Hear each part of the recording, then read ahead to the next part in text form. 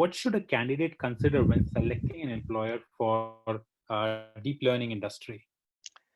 That's a really good question, and I think one has to answer that question um, on many different levels, right? So I think one of the most important qualities to look for in a good employer is how well the company is run.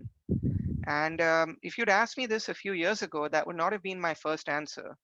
But I think what distinguishes a very good company from a mediocre company or a failure is how it's run.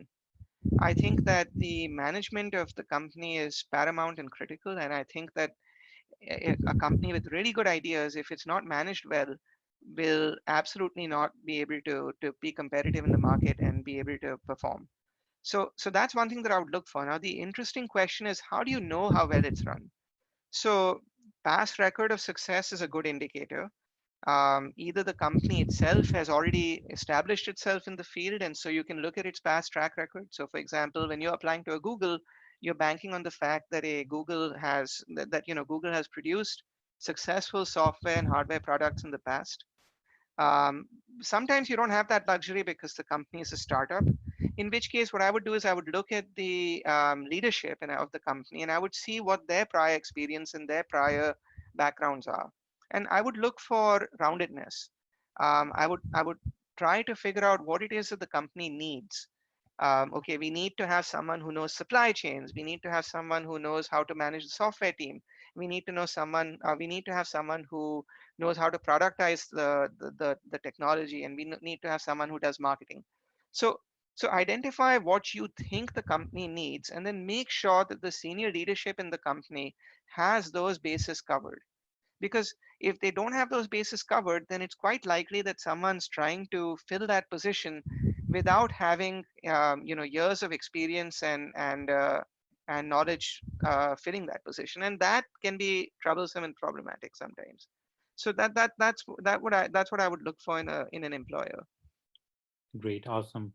So, yeah, once suppose if I get a job at my targeted company, I'm sure there must be a lot of competition even in this particular industry. So, how can I become an effective deep learning software engineer so that I can progress really well in my career? Well, that's a great question. And my only suggestion there is that you have to demonstrate in some way that you are um, a great person to work with. Now, whether that is because you get things done on time, or whether it is because you're very sharp and you have good ideas, there are many different aspects that can make you stand out from your peers, right? Are you able to you know identify um, problems in the organization that you think you can help fix, and are you able to provide good solutions for those problems? Are you able to take charge and help manage the implementation of those solutions? Are you good to work with? Are you an overbearing person? Let's say that you decide that, okay, there is this aspect of the product that the company has overlooked. This is typically at a small company, but let's say that that happens, and you say, okay, fine, I know something about how to contribute there. I know something about how to fix that problem, and you start trying to help. But it turns out that you're very overbearing, you're very dictatorial, you're not a pleasant person to have other people work with. Your attempts to fix that problem can fall down completely. And so it is important to know how to lead and how to manage effectively in order to be able to fill those holes. Now, if that's not your cup of tea, you can be a great technical contributor. Those are also extremely valuable, right? I mean, it is very difficult to find people who have solid technical knowledge, and just being that person helps. And if you are that person, then make sure that you share your technical knowledge with everyone. Make sure that you're not that person who tries to show how superior they are to everyone in their technical knowledge, but be that person that helps everyone rise up.